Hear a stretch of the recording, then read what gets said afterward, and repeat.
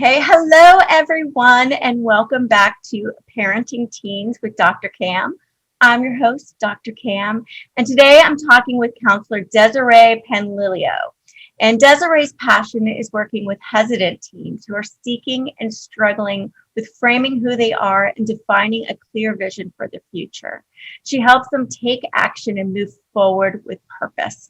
And Desiree believes that communication is the key to any relationship, particularly between parents and teens, and that we can all use support as we navigate the teenage years. So welcome, Desiree. I am so happy to have you here. Well, thank you for having me. I am so excited to be here and just the opportunity to talk about parenting and teens and the dynamic process that we're all going through. Yes, and there's so much to talk about. So I know you work specifically with teens. How did you get into that? Tell us a little bit about your story. Well, I had my own teens, right? And, we were a military family and we moved around, and I just really felt like they were missing kind of that empowerment and having that extra time with us. And we became this really close-knit family because when you move all the time, you become your kid's biggest advocate, their biggest role model. And with all of that, I wanted to make sure they were able to advocate and, articulate their needs and stuff and having that communication. So it was really about trying to be the best parent I could be and making sure I was making them the best teenager and the best person that they could be to go out and, conquer the world and change the world and however they were going to do that. So it was really a lot about learning, and parenting has changed so much from when my parents parented me. And I think it's probably going to change by the time my kids parent their kids. It's always evolving, and you got to stay current and stay involved. Yeah. So what do you think has changed the most from when we were younger to what it is now? And how has that impacted parenting? I think the biggest thing is, and I love social media and I love all the technology and I love being able to talk to my kids when they're in college on FaceTime. I mean, I remember being in college and it was that Sunday afternoon payphone call, the collect call home and stuff like that, right? There wasn't like, oh, let me use my cell phone and call mom today. It was, it was very, it was planned because, there wasn't a way to, call mom when she's at work on her cell phone. So I feel like, technology has been this great help and also this great burden, because sometimes you're competing with that as a parent and you want to make sure that you're in their life and having those conversations. So it's making sure you're still making time as a parent with your teenager, because that's such a huge priority, is just that downtime, that opportunity to talk and to share with them about what's going on, because we are their biggest role model, their biggest cheerleader, their biggest advocate. So you're talking about spending time with our teens, and two things come up for me when you say that. One is when, we've got so much going on, particularly if you have more than one kid. And I know families that have many kids and you're running from place to place to place. So when do you find that time? And two, even if you do find that time, what if your teen doesn't want to spend time with you? So let's start with number one. We are so overscheduled. We've got so much to do. How do I find time with my kid? Well, time and, and trust, I think, kind of go together. And it's like, it's the smallest moments. So it was crazy things. It's driving from one event to the other sometimes. We all overschedule our kids. And I think, we need to reassess all of that. But it's, I picked my kids up from swim practice because my girls were swimmers. And I had them in the car. It was like a closed captioning moment, like they can't jump out of the car.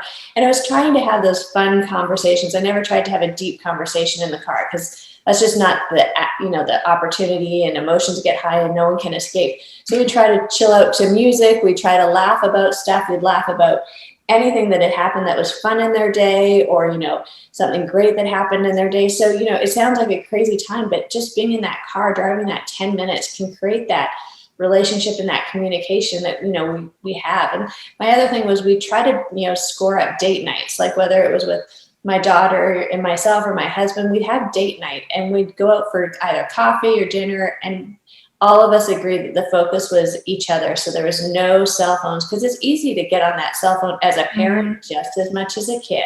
Mm-hmm. It is so true.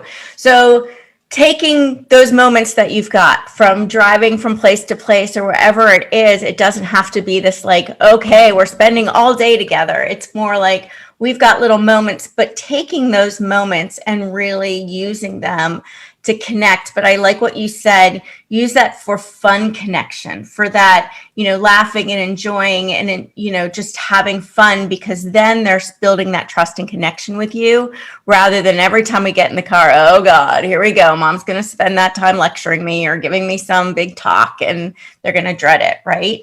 So now let's go to number 2. You're in the car driving to the next thing. You want to connect, and your teen is on their phone and they're, not wanting to talk to you. What do you do? It's so funny because I'm like, wow, how many parents, we've all experienced that. We're like trying to compete with the phone. You want to knock it out of their hand, throw it out the window, do all kinds of things. I kind of made the rule, and it was kind of a tough rule. And we all had to have, a family discussion about it, that, when I picked you up from school, I get the first 10 minutes. I said, I don't have to have the whole 30-minute ride home, but can I have the first 10 minutes just to be mom and engage in your life? And, it was really easy because it's, that little challenge of give me 10 minutes when you get in the car, that we laugh and joke around. Well, 10 minutes quickly became the whole time because it was fun. Teens are waiting to see if you're going to follow through on what you say. So if you pick them up and, the first thing is, who'd you have lunch with? Why didn't you get an A on your test? If it starts to be the inquisition, they're going to latch onto that phone. But if they get in the car and you go, hey, why don't you do the music? And I know sometimes I didn't like my kids' music. I totally will own that. But I totally listen to the music and I'm like, what makes you like this song? And when they start, telling you passionately about this artist or their what's, makes it work, it's just having that conversation and building that relationship and listening with that curiosity to ask more questions. I think that was it. It was really started coming down with, can I have 10 minutes of the car ride just to connect with you? I'm not asking for 40 minutes, the whole ride, but it quickly became, oh, this is fun. If it's fun, they'll keep engaging. If it's an inquisition, they're going to tune out quickly. That is so important. And I love that so much. So a few things. Make it so that it's only a few of the minutes, so it doesn't feel overwhelming. Like, okay, we have a 45-minute drive and I'm going to make you talk to me for 45 minutes. It's 10 minutes. You are doing something that they like. So you're making it fun. Love the music idea. I know we do it. My daughter is always in charge of the music. And you learn some songs you love and some songs you're like, not so much, but you're learning their music, right? And that is something that they really latch onto. So something they love. And so the conversation is about what they love, what they want to talk about. And we're staying away from hot button topics like grades and, anything else that they've done or haven't done. So then they feel safe to talk, and the safeness to talk, and they know, and you've proven it. So I think also I just want to throw in setting your expectation. So you're like, okay, we just listened to Dr. Cam's show and Desiree said, say 10 minutes, and then they're going to talk to me for 10 minutes and then they don't. And you're like, I tried it, it doesn't work. So what do you say to parents that are like, okay, I just tried it, didn't work, so that doesn't work for us?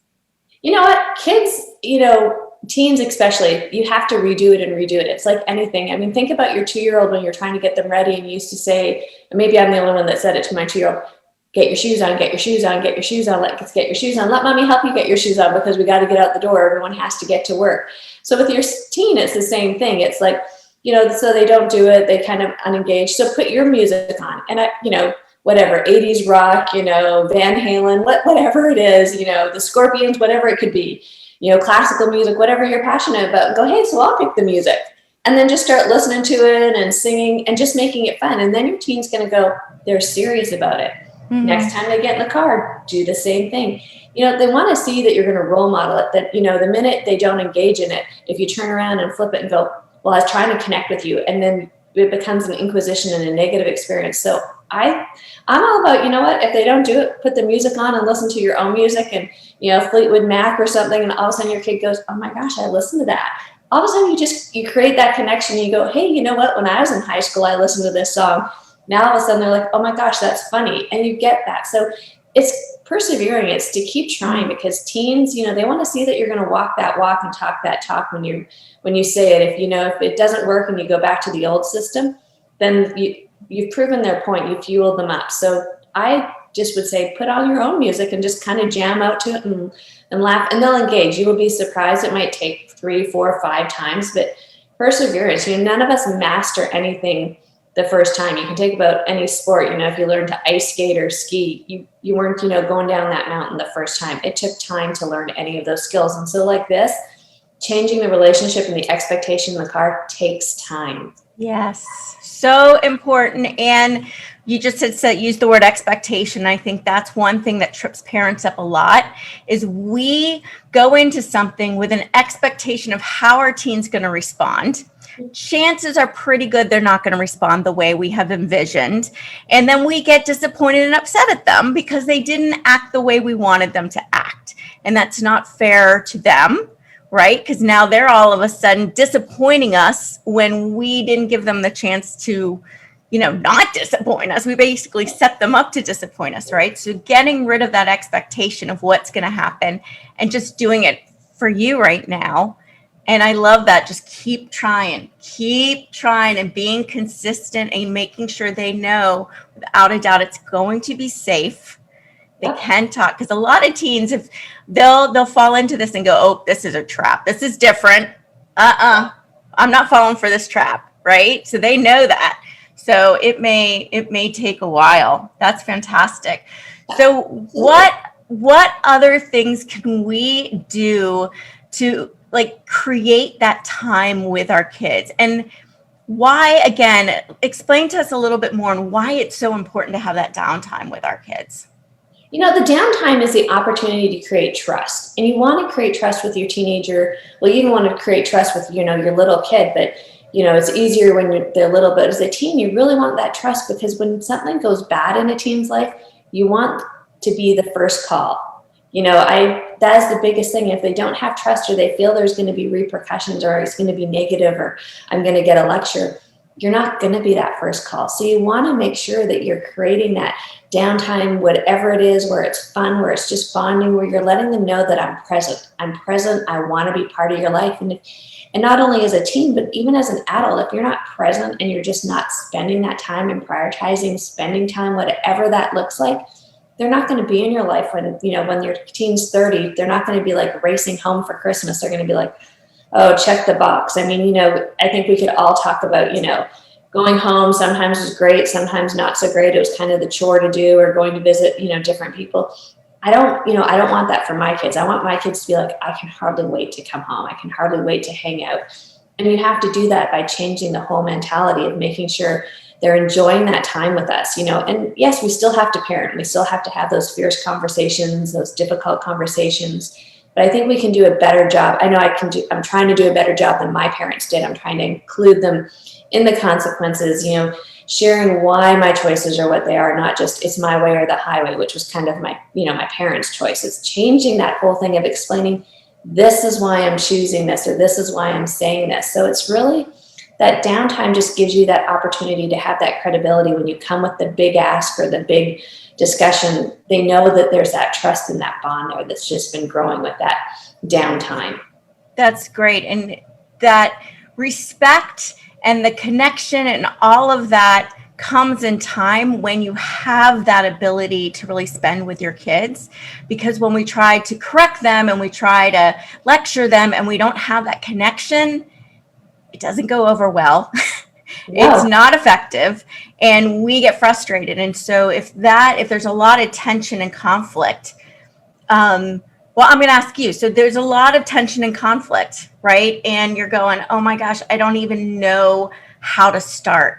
What is a good way for parents to start where they just don't even have close to that type of relationship right now with their teen? It's a little thing. It's just having that little listen, stopping in their bedroom in the evening and going and sitting on their bed and not commenting about the room, and just going, hey, tell me one good thing about your day.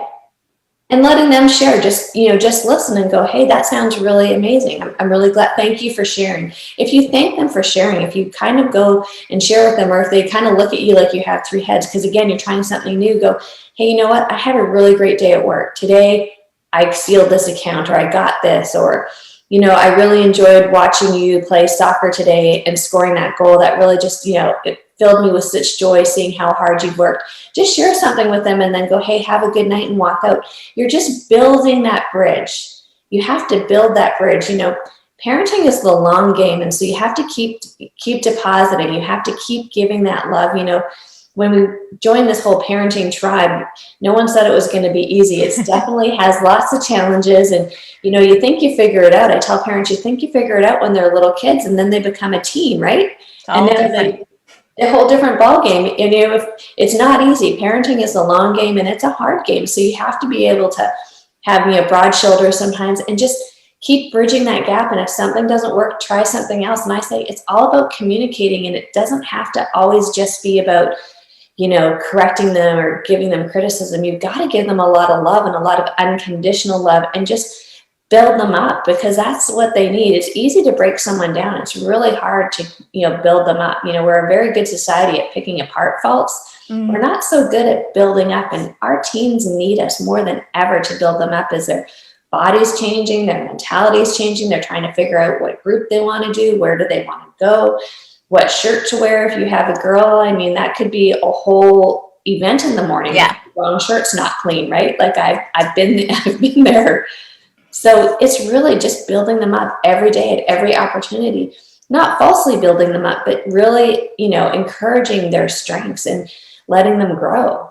Yeah. And I love when you're saying, not falsely encouraging them, because I think sometimes we go so far on the other extreme. We're like, okay, I'm just going to keep, building them up. And it becomes like, it doesn't, they're like, well, it doesn't mean anything. Like you're saying that because you're my parent. You're just trying to build me up.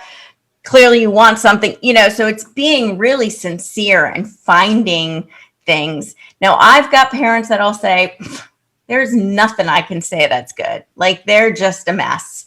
And I literally have had parents say, there's nothing. I could not even think of something. So what do you tell these parents that are like, my child is just a disaster? I don't even know what I would highlight. I would be like, does your kid get up every day? Like really, like there's something. Just, then you need to search yourself as a parent a little bit and go, I need to find something. If you can't find anything, I just think if parents said that to me, and I haven't had that, so I'm very thankful, but I'd be like, could you just be like, hey, thanks for getting in the car on time to drive to get you to school. Thanks for doing that, because today I have a really busy day at work and I really needed to leave on time. Thank you. It's the little thing. It could be, hey, today you put your dishes in the dishwasher instead of in the sink, or you rinsed your dish out and put it on the counter or whatever. Thanks for doing that. Yeah. It's finding the little thing. If you encourage the little thing and just thank you, show appreciation for the little thing. Just think about, even as an adult, if someone, if you're in your workspace and someone said, hey, thanks for proofreading my, my work there before I presented it today, I appreciated it. You'd feel like $1 million. It was a little thing, but it makes you feel like $1 million. So find the smallest thing. It could be, thanks for putting your clothes in the laundry hamper. Whatever it is, there's something little, and then it just builds. Yeah. You've got to start somewhere, just creating that bridge. And your teenagers, they're struggling so much with just figuring out who they are, what they are, and where they're going next, and how's tomorrow going to look at school, because things are changing so dynamically for them. So find something positive. Find something positive as simple as, hey, thanks for brushing your teeth this morning. Yeah. And I agree. It's like any little thing, because, you talk to teens and they're like, I can't do anything right. Why even try?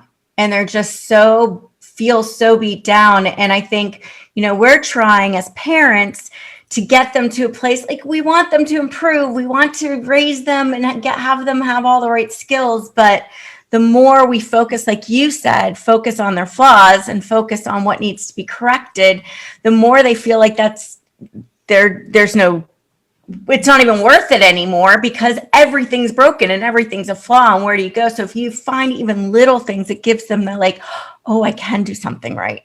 Oh, they do recognize. And the more you focus on that, the more you start seeing and the more they start doing. So focusing on what you want more of rather than what you want less of.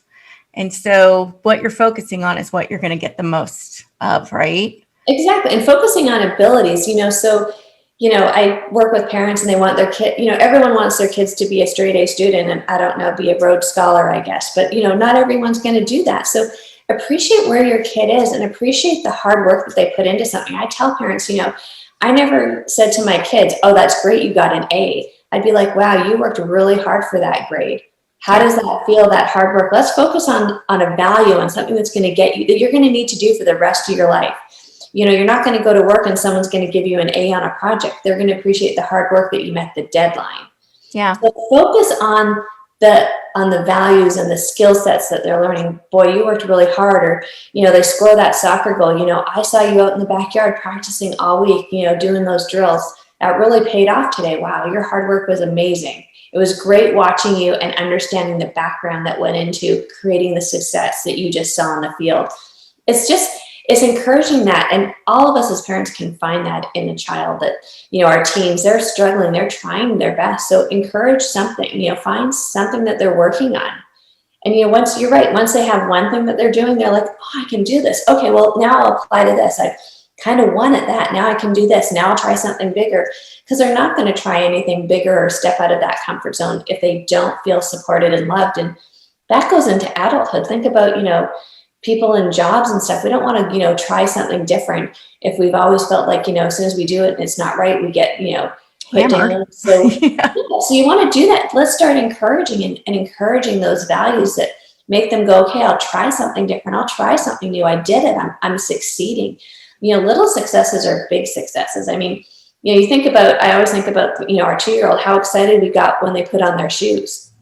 Sounds pretty simple, but at that time that was huge. So take that same mentality and apply it to your teenager, Yeah, I think that is so key. And some of the things that we expect teens to be able to do, it's kind of like expecting your toddler to be able to put their shoes on and tie them right away, right? Like, we know it's going to take time. So there's things that our teens, it's even like problem solving and making good decisions, right? There's things like that they're learning how to do. So we can't expect them to just tie their shoes perfectly and run, right? So it's being patient and finding those little tiny things that they get closer and closer and encouraging them to do it. So you're right. It's so important. It's having them, you're right. They're learning critical thinking skills. They're learning to make those right choices. And you know what? Teens are going to make a lot of wrong choices. And that's where we get to come in and have that teaching moment, not that, let's be angry moment, but that teaching moment. And I think about, my youngest daughter learning to drive and took off the side view mirror of the car. She was backing out of the garage because she decided you should turn the wheel. I don't even know how she was backing out of the garage, but it was something magical that you could take off the side view mirror. And I remember just looking at her going, I can't even, and then I just started laughing because I couldn't even think of anything to do or to say it. But because I'm like, I don't even know how you did that. That was. I do. I've done that. So I can relate. But you know what I mean? Like, it could have been like this moment where I got angry and said, oh my gosh, now we got to call the insurance company. Yeah. I can't believe you did this. Like, this is horrible. But I just remember being in the car looking at it, and I just started laughing. I couldn't even figure out something to say. Like, I couldn't even come up with a teachable moment. I'm like, all I thought is, she will never do that again. I don't know what she did, but she will never do that again. And it's, it's letting your teens kind of have those failures and learning from them and helping them navigate what the learning experience is in a positive way, not in a negative way, but, because it gives them that opportunity to have that grit and that resilience to go back and learn from that opportunity. Yeah, that is so important. Giving them the space to fail without fear of being judged and corrected and punished and everything else, because that's what leads us adults to fear everything, right? We're so afraid of what somebody's going to say, because that's what we've been taught.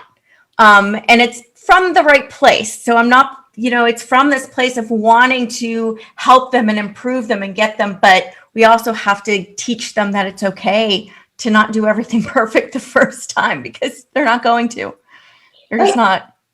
And it's just asking the question, instead of it being, an interrogation where you're mad at them, say, what did you learn from this experience? And I know that's hard as a parent, because you just want to tell them the answer and tell them that their mistake and kind of judge it and tell them the right pathway. But what did you learn from this experience? And having that conversation, I call them those fierce conversations where you're listening with curiosity and they're telling you their rationale. And, as they're going through the rationale of their steps, and going, okay, well, let's back up, because I think right at this step is where the misstep happened. So let's examine that. What do you think you could have done different right at point C, right here? And then they go, oh, but you're teaching them that later on in life, when something goes wrong, to evaluate it, to go back and go, where did I go wrong, and how do I change the process to do better next time? Because really, we all just want to do better. We all just want to belong to the the society of the human society and be part of the tribe. And we all want to be encouraged and loved and feel like we're, contributing in some way, not that we're failing all the time. And so we're not going to try anything. We're going to be, living in fear. We want them to be bold. We want them to go out and change the world and make it a better place. Yeah, absolutely. So Desiree, how can people find you? I have a link to the article that you provide to go into detail more about this too, but how can people find you? I have a website, Encouraging Teens. So I encourage you to go on that and link up with me and, search out some information. I'm on Instagram. I'm loving Instagram mostly because I get feedback from teenagers as well as parents. Nice. Giving some information to them and, connecting with them. But I'd say, go on the website, follow me on Instagram is some great ways just to get some information. And if I can help anyone out there, I love, talking to parents about how to, tweak those communication skills, how to change from the, you did this to what did you learn from this? Sounds like a thing, simple thing. So, if a parent today, when your kid's son does something wrong, instead of saying, I can't believe you did this, go, what made you make that decision? Yeah, that's a huge, huge difference. I mean, mammoth difference, right? It's from blame and judgment to encouragement and teaching them how to problem solve and evaluate. And it's like, poof, right? I can't fix this. I can fix this. And that just changes everything. So Desiree, before you go, and you've given so much great information, any final words of encouragement for parents with teenagers? Communication is the relationship. I love telling parents that whatever the communication is, whether it's getting an ice cream or when you're having those fierce conversations, but really try just communicating. Your teenager needs you more than you'll ever realize they needed you. They need you as kids, but now more than ever, they need you. They need you to be that role model, that cheerleader, that advocate, so communicate with your teenager is probably the biggest thing I tell parents to do. I could not agree more. That is wonderful. Thank you, Desiree. I'm so grateful you could join us today.